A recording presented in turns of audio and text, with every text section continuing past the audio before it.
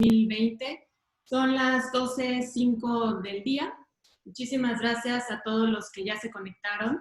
Estamos en nuestro ciclo de videoconferencias interactivas 2020 de la Escuela de Salud Pública de México y del Instituto Nacional de Salud Pública.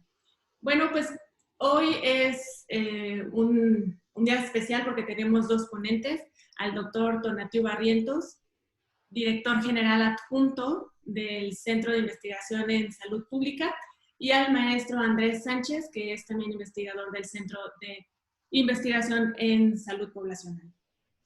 Bueno, pues el tema que vamos a tratar hoy es muy relevante por la pandemia que estamos viviendo. Es el análisis de las aguas residuales en salud pública, oportunidades para COVID-19. Voy a empezar rápidamente a leer la cápsula del doctor Tonatiuh Barrientos y del maestro Andrés. Bueno, el doctor Tonatiuh Barrientos es médico cirujano y maestro en Ciencias en Salud en el Trabajo por la Universidad Autónoma Metropolitana y doctor en Epidemiología por la Universidad de Texas en Houston. Es director del Centro de Investigación en Salud Poblacional del Instituto Nacional de Salud Pública y miembro del Sistema Nacional de Investigadores de México, nivel 3. Realizó estudios en postdoctorado en Epidemiología Social en la Universidad de Michigan. El doctor Barrientos también ha trabajado en diversos ámbitos de la salud pública, incluyendo investigación sobre embarazo adolescente, tabaco, alcohol y drogas. También ha dirigido proyectos sobre obesidad y diabetes en México, así como el análisis de los factores sociales y estructurales vinculados a estas enfermedades. El doctor Barrientos forma parte de la Red de Investigación en Salud Urbana de América Latina y del Caribe, donde ha colaborado en estudios para entender el impacto de las ciudades de la salud. Bueno, y también nos acompañará en esta presentación, después de la presentación del doctor Barrientos, el maestro Andrés Sánchez Pájaro. Él es médico cirujano por la Universidad Autónoma de San Luis Potosí, es maestro en ciencias por la Escuela de Higiene y Medicina Tropical de Londres, es becario Chevening y actualmente es investigador del Centro de Investigación en Salud Poblacional. Pues muchas gracias a los dos por haber aceptado esta invitación. Así que adelante, doctor Tonatiuh. Muchas gracias, Nenetzen, y buenas tardes a todas y a todos. Para mí es un gusto estar hoy aquí con ustedes y bueno, yo creo que vamos a platicar de un tema que es, me parece muy innovador, a pesar de que esta metodología ya lleva una buena cantidad de años por ahí circulando. Y bueno, la manera en la que nos pusimos de acuerdo, Andrés y yo, para preparar este seminario, es que yo les iba a dar un poco una introducción al método y platicarles también de la manera en la que lo hemos implementado en el instituto desde hace ya algunos años, particularmente con el ejemplo de la estimación del consumo de drogas en nuestro país. Y posteriormente, Andrés va a hablar ya específicamente de la aplicación de esta metodología como una herramienta alternativa para la vigilancia epidemiológica. Entonces, yo quisiera empezar con una recomendación para ustedes y esta recomendación es que lean a Geoffrey Rose. Entonces, Geoffrey Rose es un epidemiólogo británico desafortunadamente poco conocido en nuestro país y que me parece que tendríamos que leer mucho más. Porque la idea central que él propuso, y la propuso en este artículo que se llama Individuos enfermos y poblaciones enfermas, que se publicó en 1985, hace ya una buena cantidad de tiempo, es cuestionar la manera en la que vemos y entendemos los procesos de salud y particularmente el papel de la epidemiología y de la salud pública. Y bueno, aunque para muchas y muchos de nosotros nos pueda parecer una obviedad, un poco lo que él se pregunta es cuál es el objeto de conocimiento que debe de preocuparle a la salud pública. Y me parece que en general todos podríamos responder a esto diciendo bueno, pues que lo que nos interesa es la salud y el bienestar de las personas, eso como una finalidad última. pero que a final de cuentas el enfoque principal o lo que nos hace distintos es que a nosotros nos preocupa por encima de todo la salud poblacional, es decir, no tanto lo que le está ocurriendo a un conjunto de individuos, que me parece que es la manera en la que la mayoría de nosotros pensamos en poblaciones, sino más bien en definir a la población como una unidad de análisis que es de interés en sí misma. Es decir, por utilizar una analogía un poco burda, es como cuando pensamos en una persona, en un ser humano, y lo vamos, digamos, desintegrando, ¿no? Hasta el punto en el que llegamos a la célula y decimos, bueno, la célula es la unidad funcional. En este caso, las personas son las unidades funcionales de las poblaciones, pero al igual que una célula no equivale a un ser humano, un individuo no equivale a una población. Es decir, una población tiene en sí misma un valor y tiene una organización y tiene una complejidad que es importante explorar. Entonces, él ponía un ejemplo para tratar de explicar esto y decía, bueno, que en general nosotros nos hemos enfocado mucho en términos de medicina preventiva a los grupos de alto riesgo, a los individuos de alto riesgo. Y hemos en general hablado muy poco de las poblaciones. Entonces, ¿cómo se ve eso, no? O sea, si ustedes vieran estas dos curvas, entendemos que estas dos curvas son representaciones de poblaciones. Y tratándose de la presión sistólica, pues nosotros tenemos definidos una serie de parámetros y decimos, bueno, una persona está en alto riesgo de tener complicaciones cardiovasculares cuando su presión sistólica está por arriba de un límite, ¿no? Por ejemplo, 140 milímetros de mercurio o un poco más bajo si tomamos las recomendaciones más actuales. Eso está bien, digamos, desde el punto de vista de que esa es una población que está particularmente en riesgo, ese grupo de personas están particularmente en riesgo, pero no es una visión poblacional, eso es una visión de grupos de riesgo. Entonces, ¿a qué se refería Jeffrey Rose? Y aquí básicamente lo que él está haciendo es comparar nómadas kenianos con personas que trabajan en el gobierno de Londres. Y básicamente lo que puedes ver es que estas dos poblaciones, no individuos, poblaciones, son fundamentalmente distintas. Entonces, la propuesta que él tenía era que además de que siguiéramos trabajando con grupos de personas que están en alto riesgo, empezáramos a pensar en la población como un organismo, como un conjunto en sí mismo sobre el que necesitamos pensar y sobre el que necesitamos actuar. Entonces, verán que esto tiene una serie de implicaciones muy importantes y voy a mencionar solamente dos. La primera, que es lo que conecta con la plática del día de hoy, es la necesidad de poder medir, de poder caracterizar de forma adecuada a la población, no únicamente como la suma de los individuos, sino como intentar capturar estas características que le son propias a la población. O sea, por ejemplo, cuál es el nivel educativo de la Ciudad de México o cuál es el nivel de marginación de la Ciudad de México. Es ese tipo de preguntas y no necesariamente qué está pasando individuo por individuo, y además entender que esta caracterización siempre va a ser compleja. Es decir, cuando nosotros, por ejemplo, queremos comparar el nivel educativo, o el nivel de ingreso, o las características de salud de una ciudad o de un estado, habitualmente utilizamos la media o la mediana, ¿no? Como medidas de tendencia central, pero eso no es todo. O sea, también tenemos la dispersión y hay una serie, digamos, de variables que lo hacen mucho más rico, mucho más complejo y que no podemos perder de vista.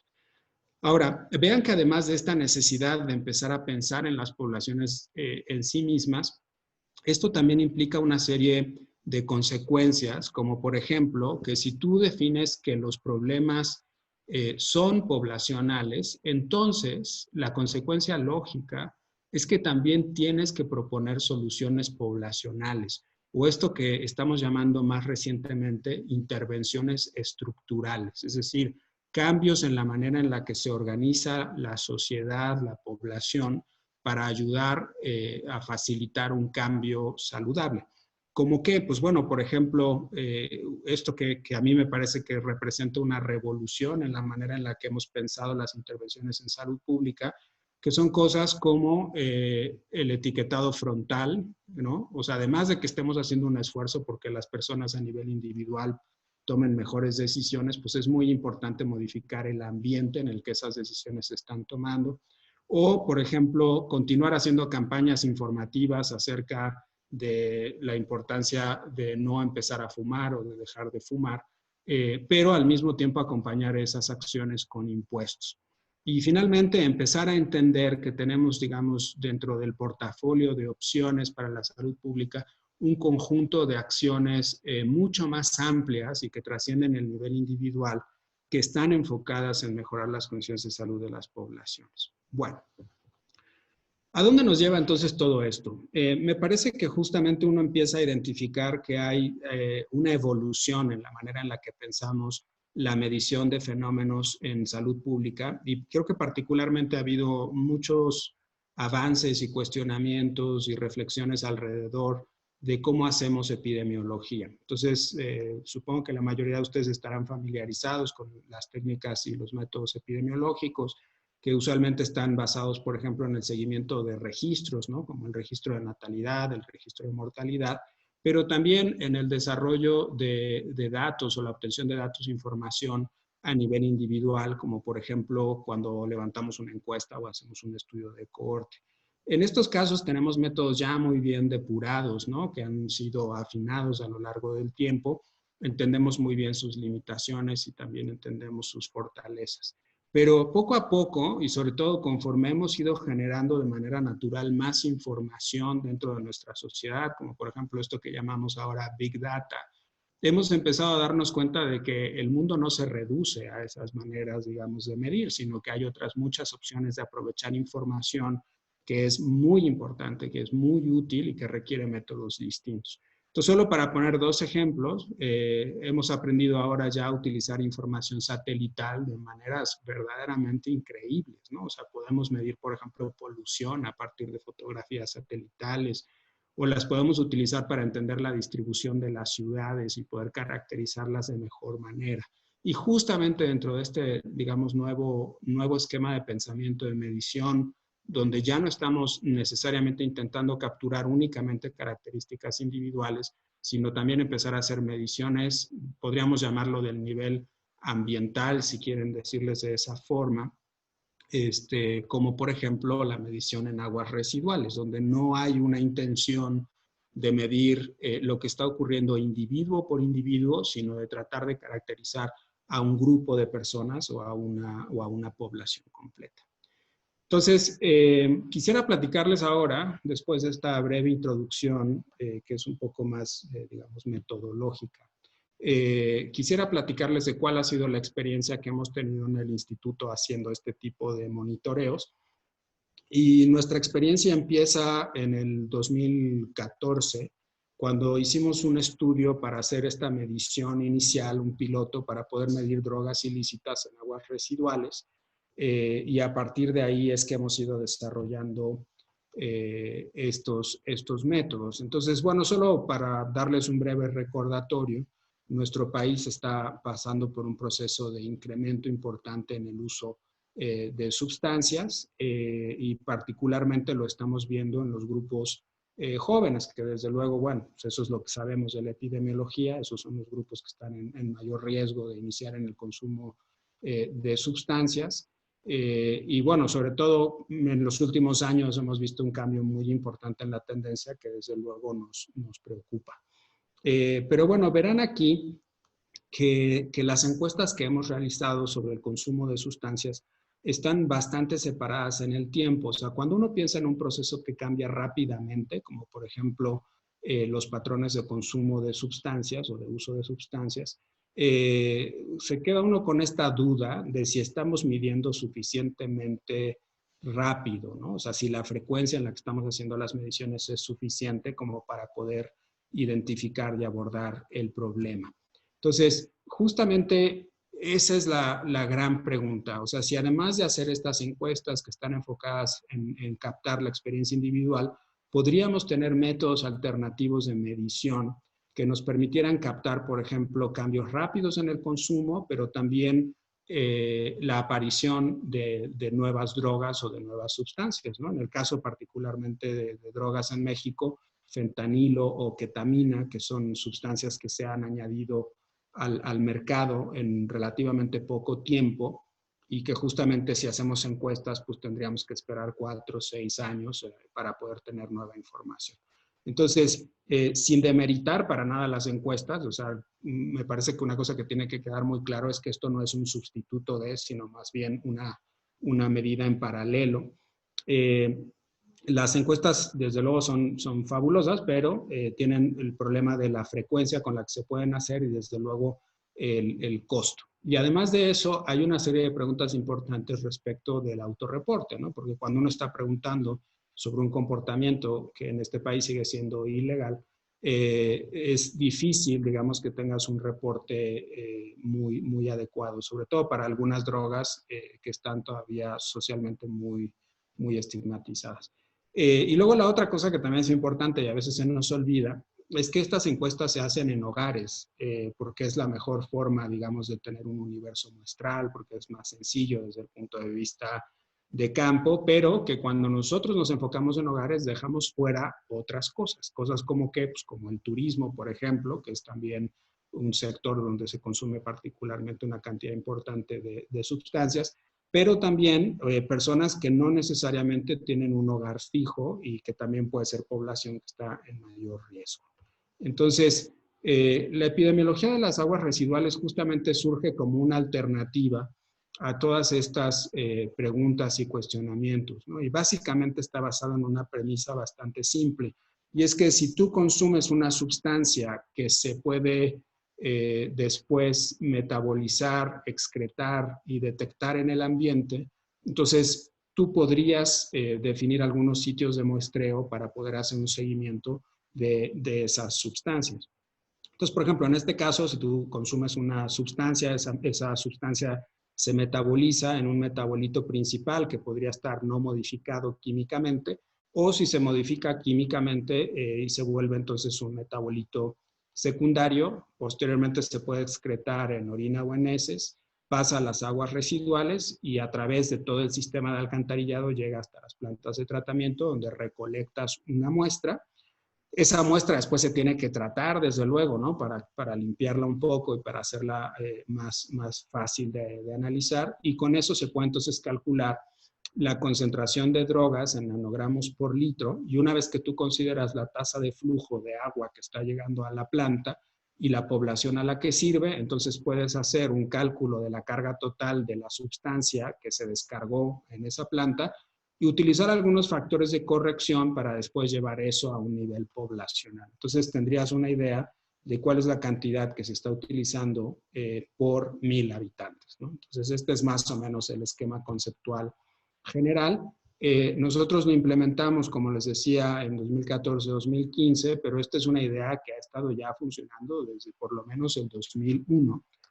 Cuando se planteó como una posibilidad teórica, y después en el 2005 ya se empezaron a hacer mediciones y, por ejemplo, en Italia, que ha sido uno de los grandes centros de desarrollo de esta idea, lo midieron en el río Po encontrando cocaína.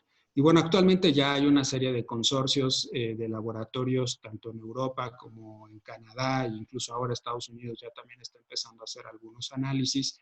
Y en América Latina, pues hemos tenido experiencia haciendo esta medición específica de sustancias en Brasil y Colombia. Bueno, entonces les voy a platicar muy rápido, no me voy a detener para nada aquí porque creo que no es un objetivo central, pero sí quería mostrarles un poco qué es lo que se puede hacer con este tipo de análisis. Entonces, este estudio que les ponía por aquí justamente se hizo para evaluar qué tan viable era el monitoreo de uso de drogas en aguas residuales en 4 ambientes de México, que incluía las plantas de aguas residuales, las escuelas, los centros de readaptación social y los centros de tratamiento. Solo me voy a enfocar en las plantas de agua residual, pero si quieren conocer el resto de los resultados, está en este artículo en Salud Pública de México. Bueno, entonces déjenme platicarles muy rápido los métodos. Seleccionamos 3 estados en México, que era un muestreo a conveniencia que definimos a partir de los diferentes niveles de consumo de drogas y violencia que teníamos de las encuestas. En cada uno de estos estados seleccionamos 31 plantas de aguas residuales, más los otros lugares donde muestreamos. ¿Qué cosas medimos? Pues medimos diferentes sustancias, anfetamina, metanfetamina, éxtasis, cocaína. Y van a ver que aquí, por ejemplo, en cocaína estamos midiendo tanto la cocaína directa como la benzoilecgonina, que es el metabolito, ¿no? Digamos, la sustancia biotransformada. También medimos un metabolito de la marihuana, que es el THC-COH. Y para el caso de heroína medimos 3 cosas: heroína en sí misma, morfina y 6-acetilmorfina. Muy rápidamente, lo que hicimos fue muestrear durante noviembre y diciembre del 2015. Fuimos a las plantas de tratamiento de aguas residuales y obtuvimos una muestra compuesta en 24 horas. Entonces, básicamente tomábamos un volumen cada hora y al final la íbamos vaciando a un pequeño recipiente donde compactamos, digamos, todas estas muestras durante un día. Entonces, esto tiene la complejidad de que una vez que tú tomas la muestra, pues la muestra se tiene que refrigerar muy rápidamente para que los compuestos no se degraden. Se traslada a un laboratorio para su preparación y para su análisis químico. Entonces, almacenamos a 4 grados y las muestras fueron enviadas a la Universidad Jaime I de España para su análisis utilizando cromatografía líquida de ultra alto rendimiento. Entonces, ¿qué fue lo que encontramos? Bueno, pues afortunadamente cosas que no nos sorprendieron demasiado, ¿no? O sea, vimos, por ejemplo, que el consumo de anfetaminas no era el más frecuente ni el más común, y también que morfina tampoco aparecía con mucha frecuencia, y lo que sí encontramos fueron derivados de la marihuana y de la cocaína. Además, encontramos patrones geográficos que son coherentes con lo que sabemos en general acerca del consumo de drogas a partir de las encuestas. ¿Cómo qué? Pues como que hubiera mayor concentración en los estados del norte, desde luego en el Estado de México y la Ciudad de México, y menor en los estados del sur. Entonces, con esta información, aquí lo que están viendo es una matriz donde tenemos la concentración en nanogramos por litro, pero posteriormente transformamos esto considerando los volúmenes de agua que habían llegado a las plantas y la población servida, para poder ver, digamos, cuál sería el nivel de consumo por cada 1000 habitantes, y con eso, entonces, pudimos identificar, digamos, cuáles eran estas ciudades donde estaba habiendo mayores niveles de consumo. Entonces, por ejemplo, para anfetamina encontramos en Nuevo Laredo y en Culiacán, para metanfetamina en Culiacán, Nuevo Laredo y Torreón, cocaína en Nuevo Laredo, Culiacán y Ciudad de México, y cannabis en Torreón, Juárez y Nuevo Laredo.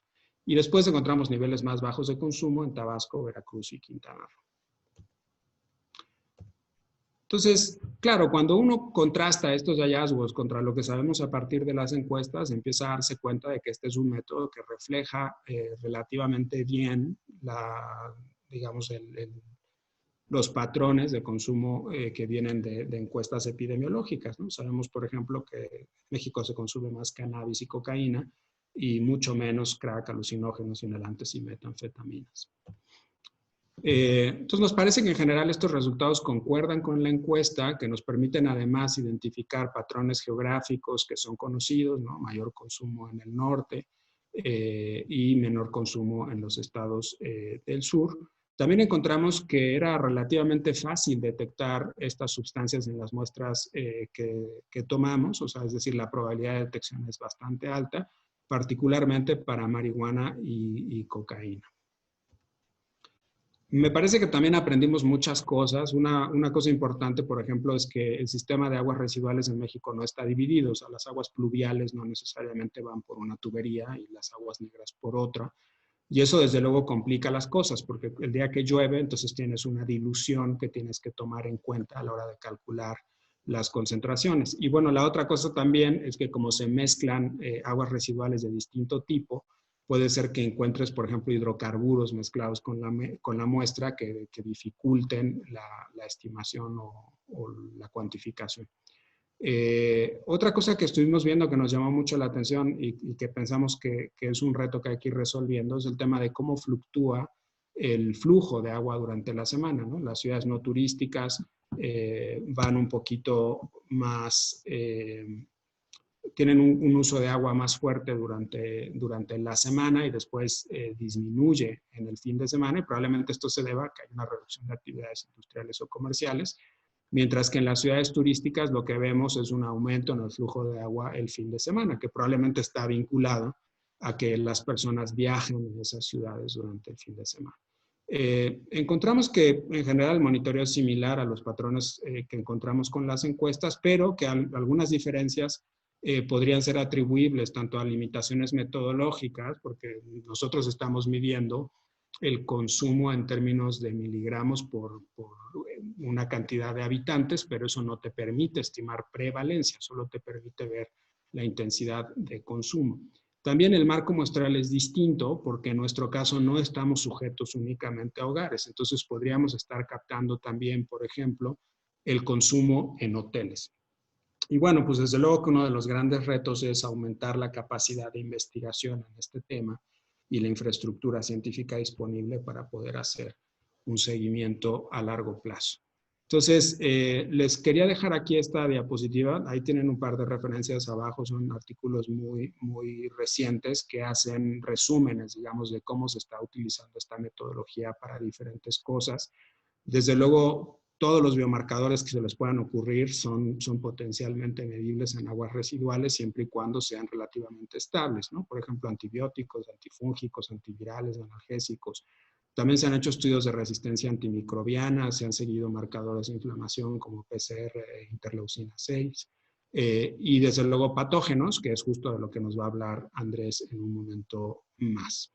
Y además se está empezando ya a hacer un análisis mucho más sofisticado. Al principio era solamente mostrar, digamos, las concentraciones, y actualmente ya se empieza a tomar esa medición como una medida útil para poder caracterizar subpoblaciones dentro, por ejemplo, de las ciudades. Entonces, por ejemplo, hay un análisis muy interesante sobre el uso de antidepresivos en función del nivel de pobreza de las diferentes áreas de las ciudades o del nivel socioeconómico. Entonces, yo le veo mucha potencia, y sobre todo me parece que esta es una metodología que nos invita a pensar de manera distinta la salud pública desde el punto de vista de lo que medimos, pero también de la manera en la que queremos incidir sobre ello.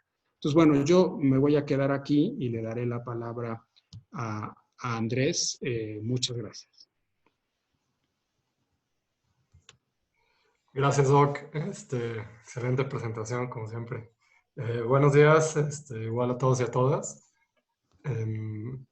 Voy entonces a continuar la presentación enfocándonos a la parte de las oportunidades que presenta el uso de aguas residuales para la pandemia de COVID, que es la problemática de salud pública actual en el mundo. Como saben, pues el SARS-CoV-2, el virus que causa la enfermedad de COVID-19, es un virus respiratorio que principalmente se transmite por gotitas respiratorias y por superficies de contacto, y causa una enfermedad respiratoria que pues es muy grave y en muchos casos tiene una progresión clínica muy rápida que lleva a la muerte, y pues pues se ha esparcido por todo el mundo, pues tanto que ahora se declaró una pandemia desde principios de febrero, y entonces ha sido muy importante la investigación desarrollada desde el mero principio de la pandemia, todo relacionado al virus, para ver como comunidad de salud pública vamos a reaccionar ante esta problemática. Pese a que es una enfermedad respiratoria, por ser una enfermedad respiratoria, tiene ciertas características que han llevado a una problemática del monitoreo. Ustedes probablemente lo han visto comúnmente en las noticias, se discuten muchos temas respecto al monitoreo. La problemática yo la planteo de esta forma, principalmente que la enfermedad tiene una dinámica que cambia muy rápidamente. De repente hay pocos casos y en cuestión de días o semanas, por el crecimiento exponencial de los casos, y si no se hacen medidas, puede haber una explosión de casos que no se detectan a tiempo, como habrán visto, por ejemplo, el caso de Ecuador, donde en la ciudad de Guayaquil de repente hubo una explosión que casi pareció que vino de la nada, entonces la dinámica es muy cambiante. Y eso ha sido una problemática para el monitoreo. Esto es secundario a que el periodo presintomático de la enfermedad puede ser hasta de 2 semanas, con una media reportada en la mayoría de los estudios de 1 semana, de 5 a 7 días específicamente, pero pues puede llegar a ser hasta de 2 semanas. Y tanto los pacientes que son presintomáticos como los que se mantienen asintomáticos durante todo el curso de la enfermedad son contagiosos y contribuyen al esparcimiento de la enfermedad en la comunidad. Entonces, eso ha llevado a que el monitoreo no sea tan sencillo de llevar respecto a la pandemia. Entonces, pues como bien decía el doctor, el monitoreo clínico es una herramienta útil que lleva muchísimos años de estudio, pero en la actualidad hay muchas otras formas de monitoreo epidemiológico.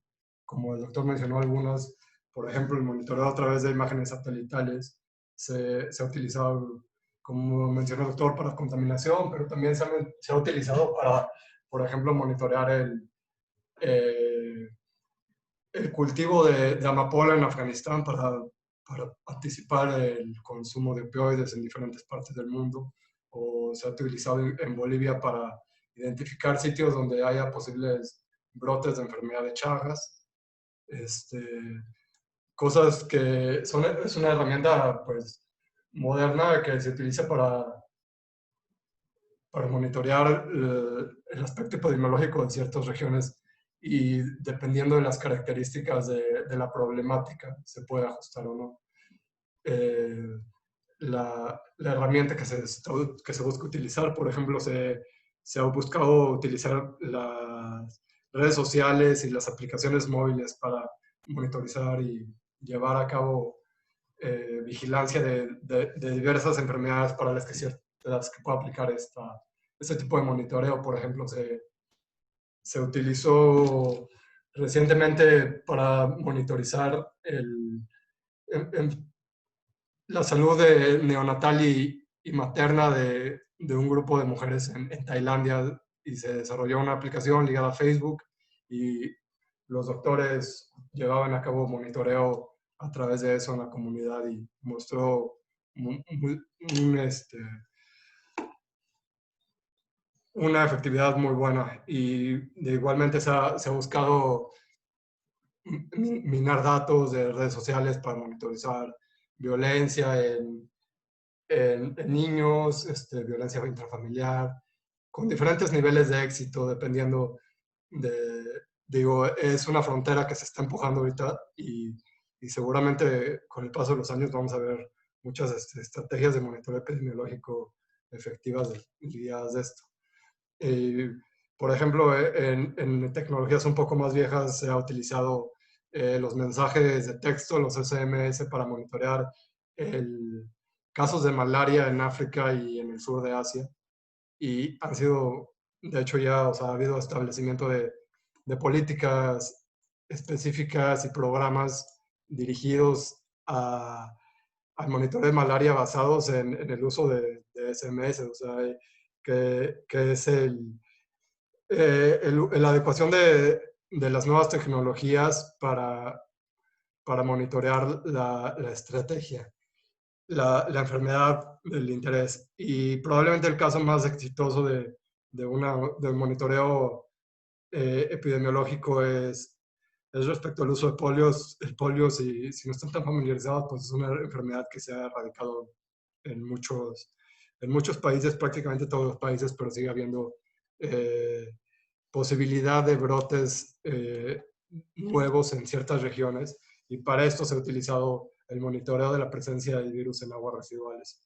Entonces, en áreas en las que ya no existe el virus, en teoría, se toman periódicamente muestras de aguas residuales y se realiza un análisis clínico para ver si hay presencia del virus.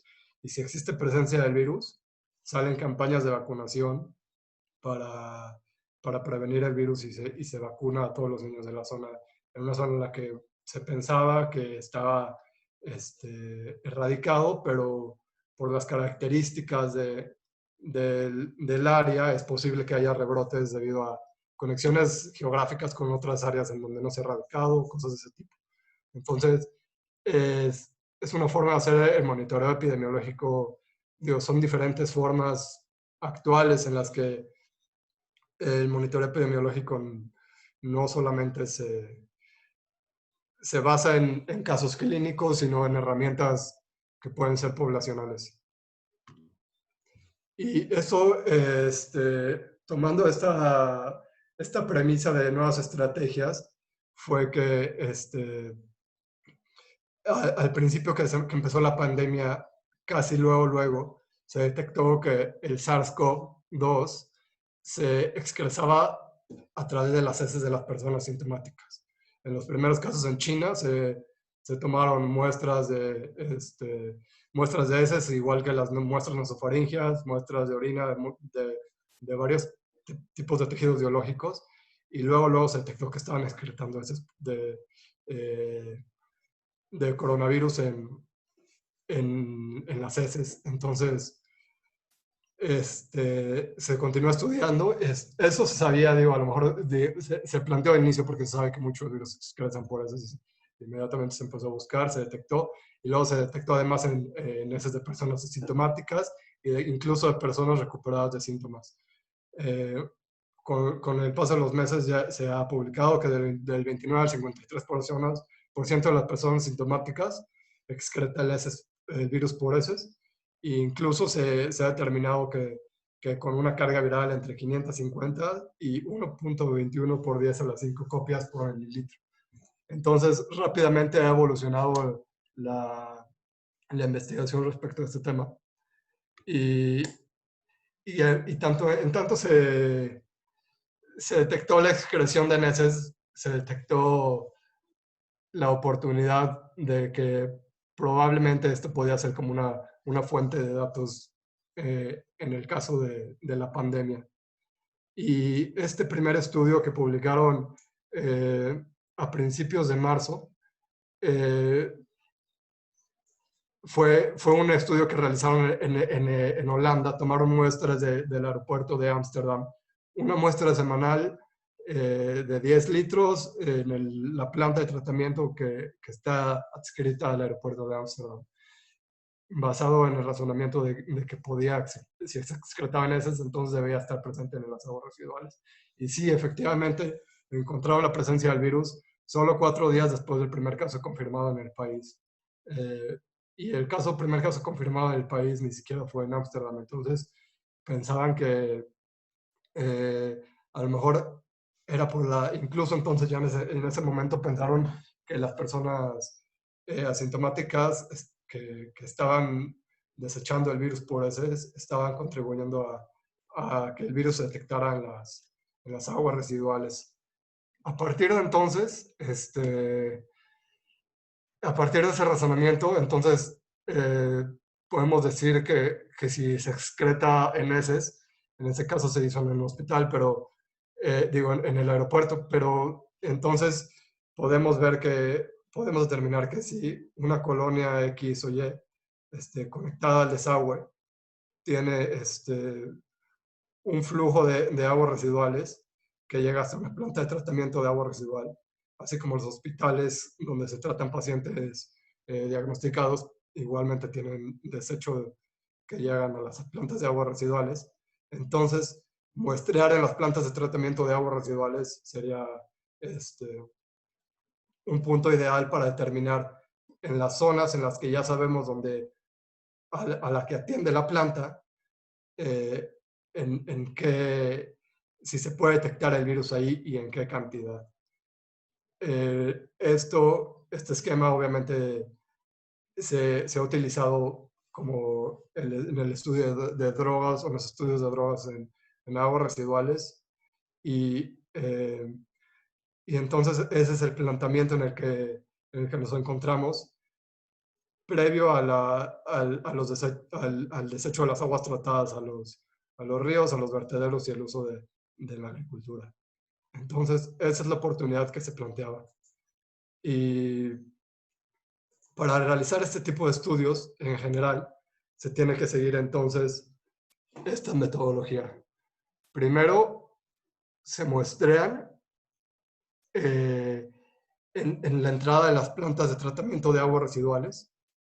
Se muestra de diferentes maneras se ha realizado. Se puede muestrear diario, una vez por semana, se puede muestrear 10 litros, 250 mililitros, se puede muestrear a una hora única, se puede muestrear muestras compuestas de 24 horas, que es que tomas una muestra horaria y al final las conjuntas todas para que sea representativa del día. Se puede mostrar además del influente de las plantas, se puede mostrar en el efluente si es tu objetivo, pero idealmente en el influente.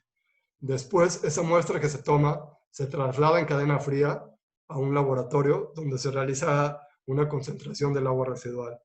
El agua se pasteuriza para que no sea contaminante para el personal del laboratorio, se centrifuga, se filtra por una membrana que es de 0.45 micras, se agrega polietilenglicol y se vuelve a centrifugar, se descarta el sobrenadante y el precipitado se suspende nuevamente en agua estéril.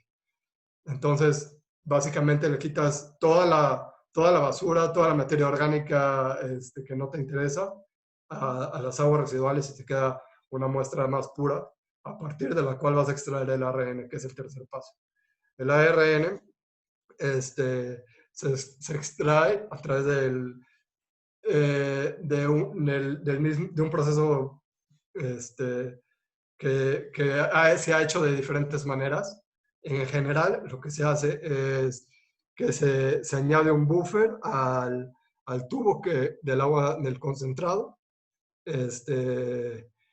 Se agrega con el precipitado, se mezcla, se incuba por un cierto tiempo, normalmente es aproximadamente 2 horas, se centrifuga y se le añade etanol.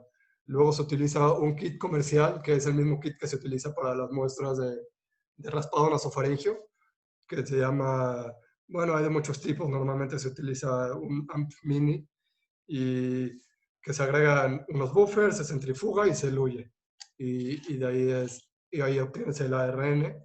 Entonces, posteriormente, lo cuantificas por medio de PCR en tiempo real de cuantificación. Entonces, se sigue para cuantificar una vez en este paso, se sigue el mismo proceso que se usa para las muestras clínicas.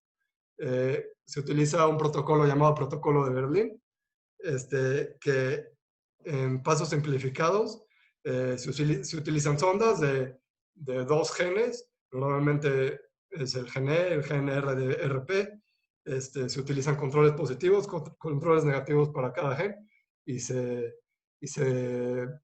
detecta la presencia del virus y se crea una curva con la que se cuantifica en qué cantidad está el virus. Entonces, a grandes rasgos, ¿sí? Para realizar la cuantificación del virus a partir de las aguas residuales, se tienen que seguir estos 4 pasos. Les voy a poner un ejemplo de un estudio que se realizó siguiendo estos pasos para que les pueda quedar un poco más claro si es que no me expliqué muy bien en términos abstractos. Este es un estudio que se realizó en la ciudad de Estambul, en Turquía. Lo que realizaron fue ellos tomar muestras compuestas de 24 horas durante dos días exactos, el 21 y 25 de abril. Seleccionaron ellos 7 plantas de tratamiento de aguas residuales que representaban a 4 distritos de la ciudad de Estambul. Entonces eran sitios representativos las plantas atendían a sitios muy claros que se sabía cuál era la población exacta de ese sitio. Y además se seleccionaron 2 alcantarillas cercanas a hospitales de la zona, donde se estaban tratando pacientes diagnosticados con COVID. Realizaron el proceso de extracción, de concentración, extracción y cuantificación. Y de los 9 sitios mostrados, encontraron muestras positivas para 7 de los 9.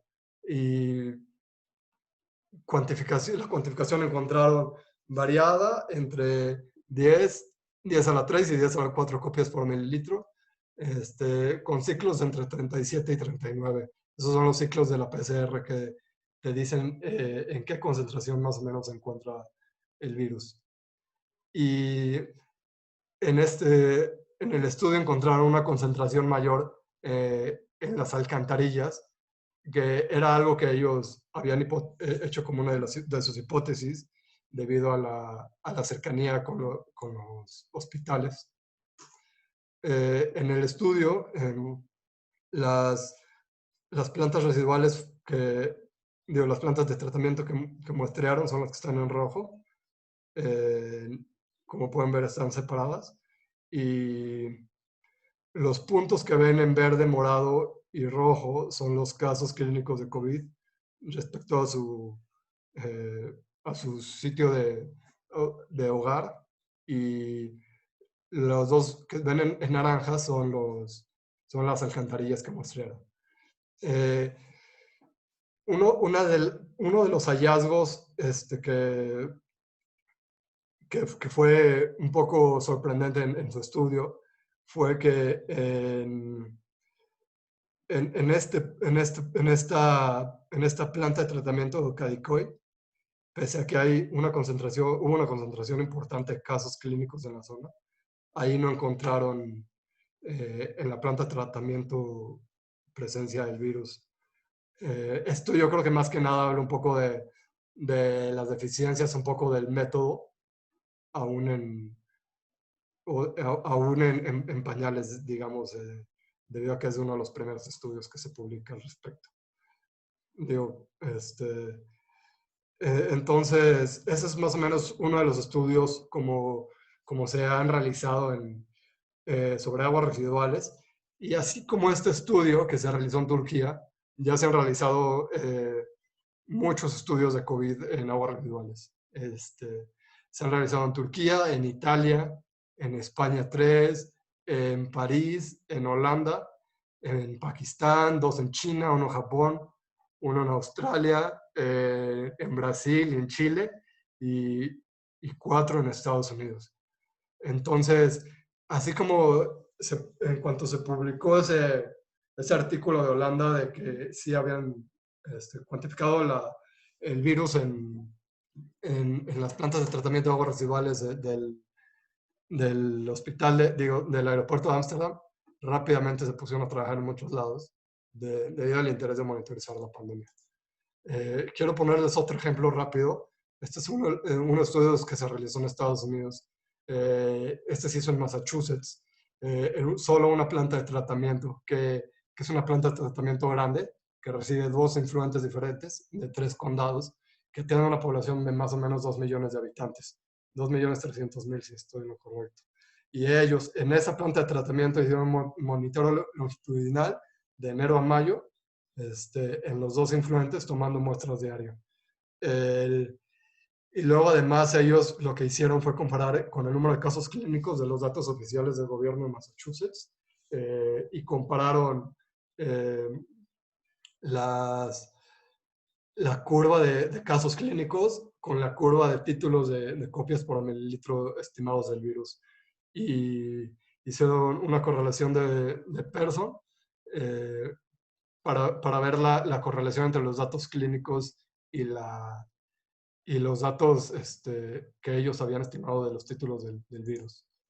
Y lo que encontraron fue que una vez suavizando, como pueden ver en azul, son los títulos virales, y en naranja son los casos clínicos nuevos por día de la zona atendida. Ellos tenían muy bien definida la zona de la planta de tratamiento, entonces para ellos fue bastante fácil identificar el número de casos nuevos por día. Y una vez suavizando, no sé si alcanzan a ver en naranja un poquito suave y en azul un poco suave, se puede ver que las curvas son similares. Y haciendo una correlación entre las 2 curvas, encontraron que que, bueno, hicieron varias correlaciones ajustando por un retraso de los días desde 0 a 10 días, a 15 días, perdón, y, y encontraron que había una mayor correlación arriba del punto 9 con un tiempo de retraso de 4 días. Esto significa que los casos que estaban, que los títulos que estaban estimando de la planta de tratamiento del virus en la planta de tratamiento estaban precediendo la presentación de casos clínicos por 4 días más o menos exactamente. Eh, entonces, esto quiere decir que les está dando información, información que podía utilizarse pues con mucho, o sea, por tomadores de decisiones para implementar medidas o no, en el caso de su ciudad. Entonces, básicamente, todos estos estudios que les presento, a grandes rasgos, hacen más o menos una réplica de estos métodos. Y la frontera aquí, donde nosotros, donde se está ahorita empujando este tipo de investigación y lo que se tiene que hacer, es utilizar a partir de este monitoreo epidemiológico una ecuación para estimar la prevalencia. Esto es algo que nosotros lo hemos aprendido a través de los estudios de drogas ilícitas. Como presentó el doctor, se puede utilizar la cuantificación en nanogramos por mililitro, pues pasarla a miligramos y a partir de eso estimas un número de dosis por cada 1000 personas. Pues algo similar se puede hacer con el virus de SARS-CoV-2. Entonces, la medida que te da la cuantificación de RT-PCR es copias por mililitro. Y eso es lo que presentaron en este estudio de Massachusetts, por ejemplo. Pero a partir de estas copias, puedes estimar copias por día y luego copias por día por persona y utilizar el número de usuarios conocidos de la planta de tratamiento para calcular el número de personas infectadas por el número de usuarios en la planta, bueno, en el área que atiende la planta, que sirve la planta. Entonces, utilizar la excreción de copias por mililitro en heces por día de las personas, el número de gramos que una persona promedio hace por heces por día, y utilizas todo eso para hacer básicamente una operación matemática, y eso te da esta medida. Y esa medida, después además, esta es una medida burda porque hay varios factores que además están influyendo en la cuantificación del virus que tú estás haciendo en tu planta residual. Este es probablemente uno de los problemas que se vio en este estudio de Estambul, donde no cuantificaron en una zona con altos casos, con muchos casos clínicos, y no cuantificaron las aguas residuales. Es porque el ARN se degrada en el ambiente por básicamente 2 factores: el tiempo y la temperatura. Entonces, si tú quieres correlacionar, como hicieron en el caso de Massachusetts, pero quieres hacerlo más exactamente, tendrías que estimar la prevalencia, pero al hacer estimar esta prevalencia, tienes que ajustar por los factores de degradación del ARN. Para esto se puede utilizar este factor de corrección, que considera tanto el tiempo medio de vida del virus, el tiempo medio de traslado de las zonas que alimentan a la planta de tratamiento hasta la planta de tratamiento, y la temperatura media del agua en la zona. Entonces, obviamente el virus se degrada a mayor temperatura y por ejemplo, habrá mucha más degradación en Culiacán que en Oslo, por ejemplo, o sea, en ciudades del norte de Europa donde hace frío, o en Massachusetts donde hace frío. Pues si lo comparamos con el agua residual de Culiacán o de Tapachula, pues va a ser una temperatura diferente y la gradación va a ser mucho más grande. Entonces tiene que ajustar por esos factores. Adicionalmente, puede haber otros factores que ni siquiera se han estudiado todavía. Por ejemplo, la luz, que tiene radiación ultravioleta, puede ser un factor que esté ayudando a la gradación del virus. Por ejemplo, si son canales abiertos, puede ser que haya más degradación que si son canales cerrados. Entonces, eso incluso no se sabe todavía, pero al menos se tiene que hacer ese factor de corrección. Y la importancia de estimar la prevalencia, a lo mejor una de las críticas podría ser que a lo mejor no sería necesario estimar las de valencia si ya encontramos buena correlación con los títulos virales. Pero justamente al ajustar por estos factores, es fácil y factible hacer una comparación entre tiempo, a lo largo del tiempo y a lo largo entre diferentes regiones. Por ejemplo, si a lo largo del tiempo en Massachusetts cambia de invierno a verano, pues la degradación del virus en las aguas residuales va a ser diferente. Entonces, a lo mejor no podría ser comparable su medición si no ajustaran por otros factores haciendo los cálculos de prevalencia. Y pues como ya les mencioné, entre regiones, incluso entre regiones de México, no es lo mismo en Zacatecas en invierno que en Veracruz en verano, por ejemplo. Y tú además al tener esta medida ya establecida y fácil de entender y comparable a lo mejor con las medidas clínicas que se tienen que seguir haciendo obviamente la epidemiología clínica, se puede facilitar el acceso a los datos para la toma de decisiones.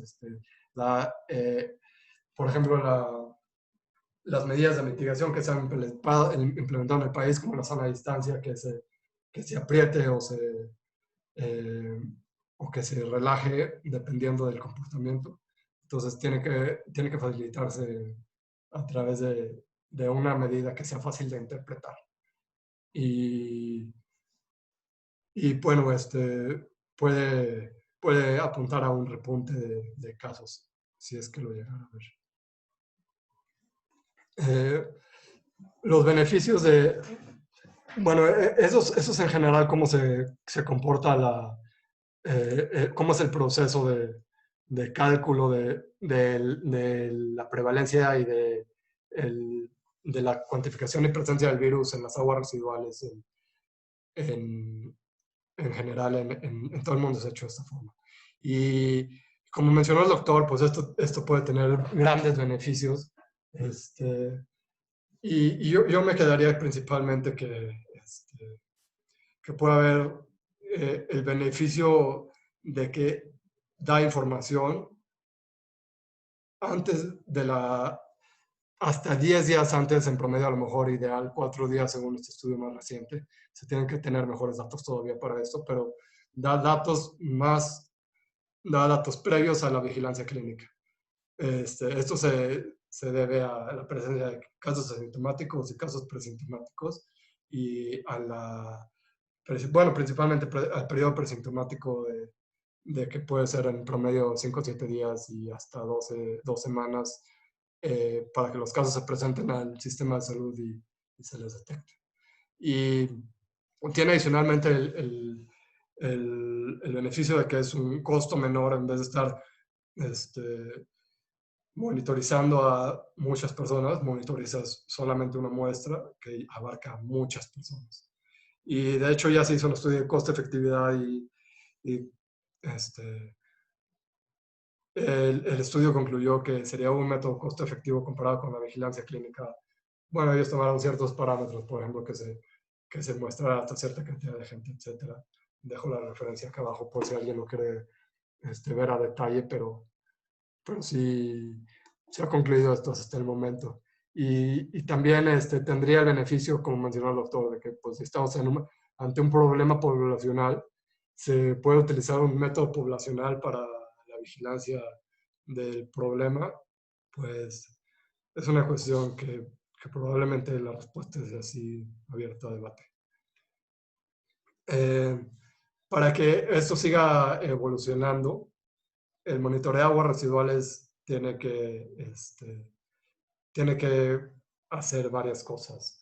Número uno, yo diría yo, es que se realice una estandarización, porque sobre todo si se tiene la idea de hacer una vigilancia, porque el muestreo ha variado mucho entre los estudios. Se tiene que definir el volumen y si es un muestreo de un solo tiempo, si es un muestreo completo. Se tiene que considerar justamente eso en que hay variación entre las muestras, incluso de una sola planta de tratamiento en caso de temporada de lluvias. Las muestras se diluyen y la concentración del virus que vas a encontrar es menor. Entonces, tiene que definir un muestreo similar, un muestreo estandarizado. Se tiene que definir un método exacto, concreto de concentración.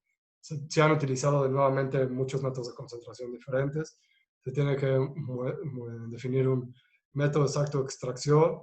Igual en diferentes estudios se han realizado distintos métodos de extracción y se tiene que definir cuáles primers se van a utilizar para la cuantificación, porque puede variar digo, no necesariamente, más bien va a variar la cuantificación que hagas si usas X o Y primer, o si usas más o si usas menos. El primer es el que se utiliza, es la secuencia de bases nucleótidas que se hacen en el PCR. Además, se tienen que definir adicionalmente controles durante la extracción. En algunos de los estudios ya se realizó esto. Cuando se hace la extracción del virus de la muestra concentrada, es posible que no estés recuperando todo el virus, ya sea aplicado, por ejemplo, muestras, concentraciones conocidas de otros coronavirus inocuos a la muestra concentrada, y a partir de ahí se extrae tanto el coronavirus que se añadió como el SARS-CoV-2, y si se extrajo 90% del otro virus, se puede inferir que se extrajo 90% del virus del SARS-CoV-2. Entonces eso se tenía que definir como controles de calidad y cuál sería la mejor manera. De nuevo, hay muy poca información respecto a esto. Y se puede determinar y se tiene que determinar eventualmente la sensibilidad y especificidad de este tipo de virus. Ya incluso se han reportado falsos positivos de muestras tomadas y refrigeradas hace más de un año y que las cuantificaron y encontraron presencia del virus porque se utilizó solamente se utilizó un primer, no se utilizaron controles negativos. Entonces, se tiene que determinar eso y muy, muy claramente. Eso es necesario para que esto siga adelante. Rápidamente quiero mencionar un poco, porque no sé si algunas personas tendrán a lo mejor esta curiosidad, si hay un riesgo de contagio de COVID a partir de las aguas residuales. Hasta el momento, según lo que hemos encontrado, hay 2 estudios que han evaluado la efectividad del virus en aguas residuales. Esto es de las mismas muestras que se toman, se cultiva el virus en células BRB2, y a partir de ahí se determina la efectividad. Y ninguno de los estudios ha encontrado evidencia de efectividad en aguas residuales o en aguas superficiales, que es un estudio de estos que se hizo en Italia, tomando muestras del río al que descargaba la planta de tratamiento.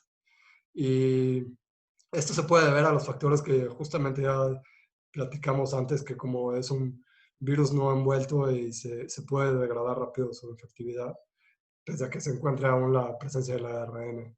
Entonces, esto tiene que ver por la temperatura, la exposición de luz, la materia orgánica que se encuentra en las aguas y los microorganismos antagonistas.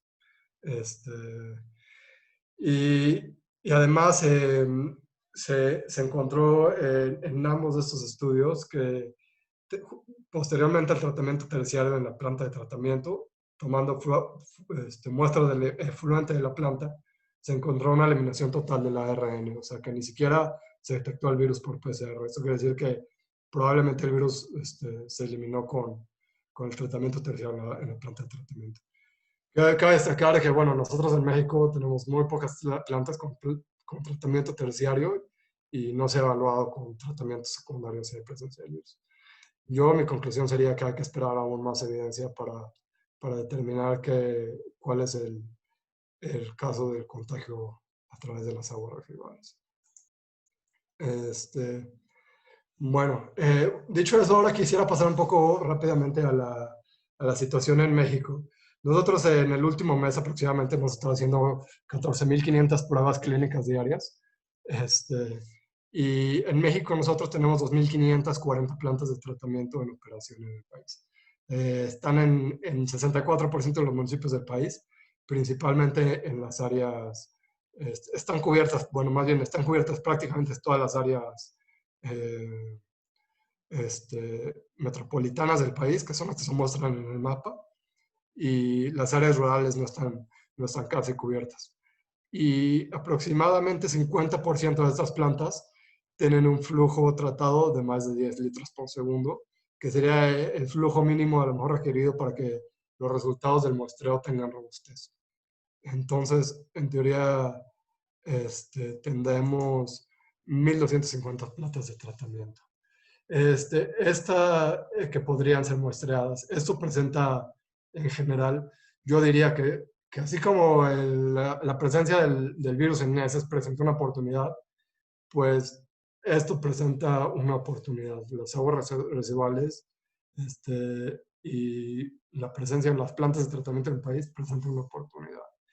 Si se hiciera una validación de la técnica de concentración y extracción en el país, se hiciera una estandarización y se capacitaran a los laboratorios estatales, por ejemplo, esto es un escenario hipotético, se podría, por ejemplo, posiblemente establecer un sistema de monitoreo a través de las aguas residuales.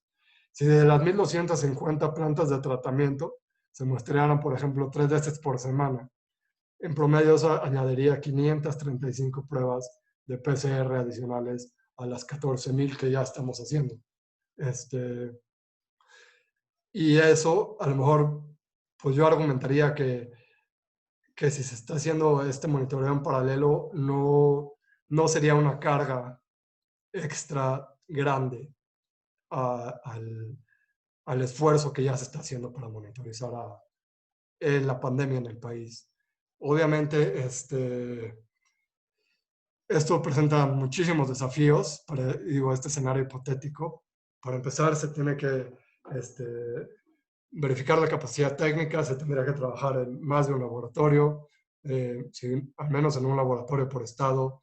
Es una situación rápidamente cambiante, tanto la pandemia como políticamente.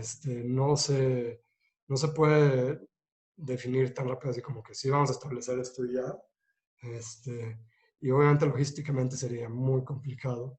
Desde el proceso de entrenamiento de personal que vaya a trasladar las muestras, desde el manejo de los datos una vez que se tengan, la centralización, y el llevado de eso hasta los tomadores de decisiones.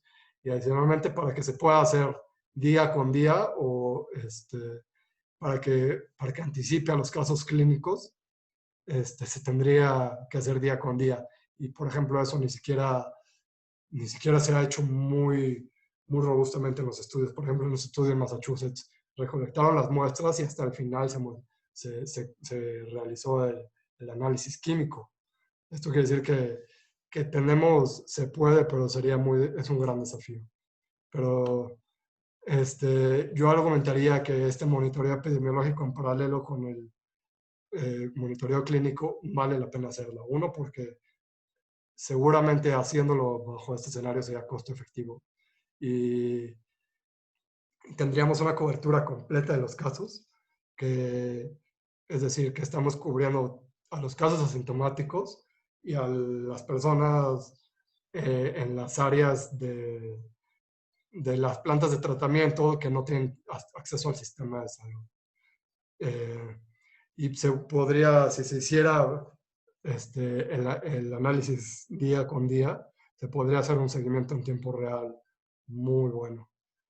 Entonces, yo creo que existen los argumentos para poder hacer este tipo de análisis. Yo me quedo con estas conclusiones en general y es que el monitoreo a través de las aguas residuales es una herramienta efectiva para vigilar el desarrollo de la pandemia de COVID. Hay bastantes estudios ya que lo respaldan eso.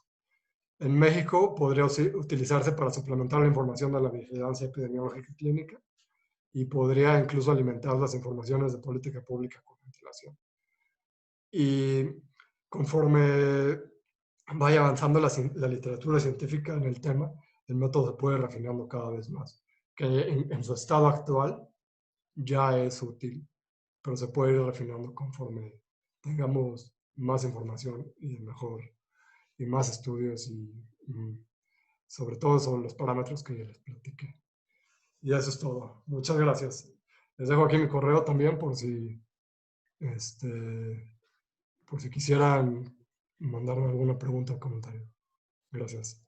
Muchísimas gracias, Andrés, doctor Tonatiuh, muchísimas gracias por esta participación. Vemos en el chat y en la sección de preguntas y respuestas que ha sido una presentación, un par de presentaciones súper interesantes, muy novedosas, porque seguramente para algunos este tema es nuevo, y de ahí se derivan algunas preguntas que varias ya se contestan con lo que fueron las dos presentaciones, pero voy a leer solamente algunas que ya tenemos poco tiempo, pero bueno. Rosa Victoria Pando Robles, dice, buen día, tengo algunas preguntas.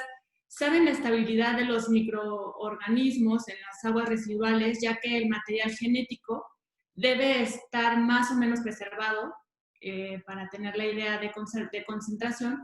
Y esto depende de la estructura. ¿Qué saben de la conservación del genoma o partes de este en virus envueltos y no envueltos? No sé quién de los dos pueda contestar. Andrés, ¿quieres contestar? O? Sí, sabemos específicamente sobre SARS-CoV-2. Ya hay un estudio que justamente evaluó eso y determinó ya cómo se puede ajustar, porque sí se degrada el virus, más o menos con la fórmula que presenté para ajustar sobre la degradación del virus. Eso solamente considera, como mencioné, tiempo y temperatura. Podría haber factores adicionales que están influyendo. Y ya, bueno, está establecido. Si quieren que les comparta la referencia con todo gusto, pero sí se degrada el virus. Y solamente yo solamente conozco este artículo. Seguramente tiene que haber también más investigación al respecto, pero sí es un excelente punto y creo que de hecho muchos de los artículos que han salido publicados todavía no consideran este punto y sí se debe de considerar y de hecho me parece que es un punto muy importante para considerar específicamente bueno, con el proyecto de drogas también tenemos esta experiencia porque las drogas también se degradan en las aguas residuales, entonces, bueno, los metabolitos. Entonces sabemos que es importantísimo ajustar por eso para saber qué tanto están siendo en realidad la cantidad de títulos que estamos estimando en las aguas residuales. Muchas gracias, Andrés. También, ¿el nivel de patógenos es similar en el agua residual o es mejor muestrear en mantos lodo? Fíjate que esa es una buena pregunta. De hecho, hay justamente este grupo de estudio de Estambul, no sé si ese casualmente fue el único que lo hizo. Se me hace que por algún otro artículo por ahí muestrearon tanto en aguas como en lodos y encontraron títulos más altos en lodos. Y de hecho, recomiendan ellos que se muestren más lodos, de hecho, según lo que ellos encontraron. Y se encuentran títulos más grandes, digo más altos. Pero bueno, no sé si también es un poco más complicado muestrear lodos que muestrear aguas, sobre todo por los procesos de análisis químico y no todas las plantas además tienen lodos. Entonces a lo mejor es ese es otro punto a considerar, pero sí se han muestreado lodos y sí se han encontrado títulos más grandes, más altos de coronavirus en lodos. Ok, y finalmente, la tercera pregunta de Rosa Victoria dice, ¿dónde han realizado estos estudios? ¿Existe un pretratamiento de las aguas residuales antes de pasar a la alcantarilla de desagüe municipal? ¿O eso sería igual en México? Aquí no hay pretratamiento, excepto en los condominios más modernos. Sí, creo que en general no se ha resuelto o sea, no se ha escrito más bien, o sea, cuáles son las características de las aguas que llegan. O sea, prácticamente todos los estudios se han mostrado en el influente de las plantas de tratamiento, pero si esas plantas vienen tratadas en algunos casos, no se ha escrito. No sé si, por ejemplo, eso podría ser el caso en algunas de las muestras negativas en las áreas, no lo sé. Pero en México, obviamente no, y pues creo que eso sería, por ejemplo, en las salidas o los hospitales de México casi no se hace tratamiento que podría ser uno de los puntos donde está entrando altas concentraciones del virus al sistema de agua. Y se me hace que, bueno, en términos de monitoreo epidemiológico, en México, si sabemos que no se hace tratamiento, pues es más fácil porque no tienes que ajustar por eso. O sea, a lo mejor si estás no sé, en el norte de Europa y se tiene mucho pretratamiento en diferentes áreas de la ciudad antes de que entre la planta, pues a lo mejor tendrías que ajustar por eso, me imagino. Pero yo creo que, bueno, en México, pues a lo mejor no tendríamos esa problemática. Entonces, eso es lo que puedo responder respecto a ese tema. Ok, pues vamos por un par de preguntas más. Bueno, dice Elvira Avilés Suárez, lo que se plantea entonces en esta presentación es que las plantas de tratamiento podrían alertar básicamente en la presencia del virus, no nada más de este COVID, sino de otros más, para tomar medidas. Entonces sería como un estudio de prevención, ¿se podría tomar así? Bueno, me parece que lo que estamos planteando es que el monitoreo en plantas de tratamiento específicamente nos permitiría tener un sistema en paralelo, digamos, que se sume al esfuerzo de vigilancia epidemiológica. Pensamos que tendría algunas ventajas, porque, por ejemplo, la vigilancia epidemiológica está basada en los casos que llegan a las clínicas y a los hospitales, y eso tiene su propio tiempo, ¿no? O sea, las personas, digamos, se infectan, pasan algunos días hasta que desarrollan síntomas, pasan algunos días hasta que buscan atención médica, y después pasan todavía algunos días más en lo que aparece el resultado, ¿no?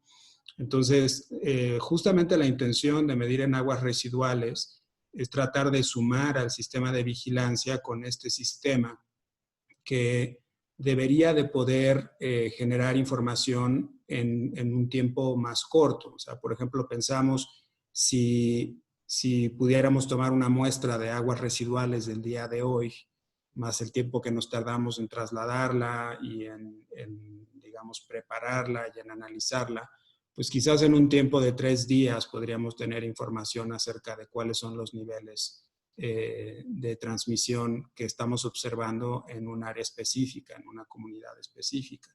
Y bueno, desde luego que eso tiene la ventaja de la velocidad y además tiene la ventaja de permitirnos tener una visión poblacional de cuáles son las condiciones de transmisión. Ahora, yo creo que hay que ser muy claros en que esto de ninguna manera representa o sea, esto no es una alternativa, o sea, no es decir, bueno, vamos a hacer ahora vigilancia epidemiológica exclusivamente basada en aguas residuales, sino más bien pensar que este mecanismo, como muchos otros mecanismos, podrían ser utilizados como como herramientas en paralelo al sistema de vigilancia epidemiológica basado en casos en México, ¿no? Entonces, digo, si quisieran un símil, yo diría, pues esto es similar por ejemplo, cuando las personas llaman al 911 y preguntan acerca de sintomatología que podemos pensar que está relacionada con COVID. O sea, es más o menos ese tipo de información. Desde luego que no es información que va a servir, digamos, para un uso clínico, porque no está medida a nivel individual, pero sí pensamos que tiene esta posibilidad de ser una opción costo efectiva, de ser una opción más rápida, aunque, como mencionó Andrés en varias ocasiones en su presentación, es también una técnica, una metodología que se tiene que seguir desarrollando. O sea, no es una metodología, digamos, tan establecida, tan estandarizada como la metodología del análisis de drogas, que es algo que tenemos 20 años haciendo. Entonces, a mí me parece que desde luego es una oportunidad, es una promesa, sí es muy importante que la aprovechemos y que la exploremos, pero que tenemos que entender que, bueno, pues está todavía muy inicial y vamos a tenerla que ir depurando.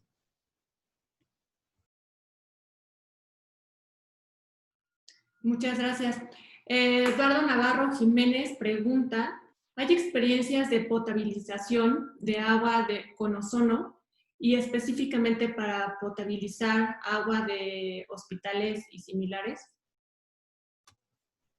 Digo, yo no tengo mucha experiencia con este tema de potabilización del agua, pero hasta donde hemos buscado, me imagino que está preguntando específicamente para COVID, ¿no? Y bueno, hace poco hicimos un análisis de sustancias que se podían utilizar para desactivar el virus y hasta donde recuerdo no había nada sobre ozono. O sea, había desde luego mucho sobre cloro, porque el cloro es digamos, una sustancia muy efectiva para desactivar el virus, pero no recuerdo haber visto información específica sobre ozono. Digo, también creo que hay que recordar que esta cosa tiene con nosotros apenas 4 o 5 meses y que la velocidad a la que podemos hacer investigación robusta desafortunadamente no es tan rápida como quisiéramos, pero bueno, me parece que hay todo un tema ahí, digamos, de las mejores metodologías. Y sobre todo una cosa que nos tiene bastante preocupados es el tema del impacto ambiental, ¿no? O sea, queremos utilizar la concentración más baja de cada una de estas sustancias para lograr la inactivación del virus sin generar un impacto ambiental que después tengamos que estar remediando. Ok, bueno, pues siguen llegando muchas preguntas, pero ahora sí nos vamos a tomar unas 2 más. Germán Buitrón dice, interesante plática, felicidades. La vigilancia en colectores de drenaje en ciertas zonas podría ser más específico que en las plantas. ¿Hay algún plan al respecto? Bueno, en la realidad es que uno puede imaginarse la utilización de esta metodología en espacios muy distintos. O sea, nosotros nos enfocamos en esta presentación en hablar de plantas de tratamiento de aguas porque son muy convenientes. O sea, a final de cuentas reciben una gran cantidad de descarga, digamos, poblacional de zonas muy grandes donde se puede tener información de una proporción muy grande de una ciudad o de una población. Pero eso no quiere decir que esa sea la única utilidad o la única posibilidad de muestreo, ¿no? O sea, por ejemplo, específicamente con drogas, una de las cosas que se ha hecho es ir a medir, por ejemplo, en estos baños públicos que se colocan en las calles, estos que son de color azul, y entonces se hace un pool de toda la excreta y con eso se puede hacer un análisis. Entonces vi algunas preguntas que había aquí en el chat que preguntaban, bueno, ¿y qué pasa en las ciudades que no tienen necesariamente plantas de tratamiento? Bueno, mientras esas ciudades tengan alguna manera de obtener muestras, en teoría se puede hacer, claro, lo único es que se complica más, porque en lugar de ir a una sola planta de tratamiento a tomar una muestra que de alguna manera ya integra a toda la población, vas a tener que ir registro por registro tomando muestras y tomando mediciones. Pero vean que eso también tiene alguna oportunidad, porque, por ejemplo, si una ciudad solamente tuviera una planta de tratamiento, pero nosotros quisiéramos entender mejor en qué sectores, en qué secciones de la ciudad está habiendo mayor transmisión, por lo menos teóricamente, si conocemos bien la red de alcantarillado, podríamos ir a tomar muestras específicas de algunas secciones o de algunos sectores de la ciudad que nos permitieran identificar con mayor precisión en dónde está ocurriendo la transmisión. Entonces, yo creo que una de las cosas bien interesantes de este método es justamente la enorme invitación a la creatividad científica que tiene. O sea, que uno puede imaginarse utilizar esto de muchas maneras para poder expandir el nivel de información que estamos teniendo de manera un poco menos costosa. Entonces, sí, creo que justo el tema con México es que hay mucha heterogeneidad en el acceso al drenaje, en el acceso también al tratamiento de aguas. De ninguna manera podemos decir que esta metodología en plantas de tratamiento podría ser aplicable a toda la población. Sí pensamos que podemos cubrir un cacho muy grande, como ya mostraba Andrés en sus últimas diapositivas, pero bueno, también pienso que con un poco de creatividad y con un poco de maña, podríamos con cierta facilidad hacer mediciones incluso en espacios donde no existe una planta de tratamiento. Ahora, lo que sí creo es que tiene que existir una tubería, ¿no? Porque de otra manera es bastante complicado. Ok, y ya por último, perdón, a Adriana Flores dice que ¿qué datos puede arrojar la muestra para ayudar a una vigilancia clínica más precisa? Sí, yo justamente a eso me refería hace un momento, ¿no? O sea, me parece que para la vigilancia clínica, o sea, desde el punto de vista individual, esto no va a tener utilidad, ¿no? O sea, esto es una medición poblacional que de alguna manera se suma al sistema de vigilancia epidemiológica, pero a nivel comunitario, ¿no? O sea, digo, por más fino que pudiéramos hacer la medición de aguas residuales, por ejemplo, que quisiéramos medir, no sé, en la salida del drenaje de una escuela, que es algo que hemos hecho, no nos daría información de un individuo. Pero nuevamente, o sea, y justo creo que es una buena manera de cerrar el seminario, ¿no?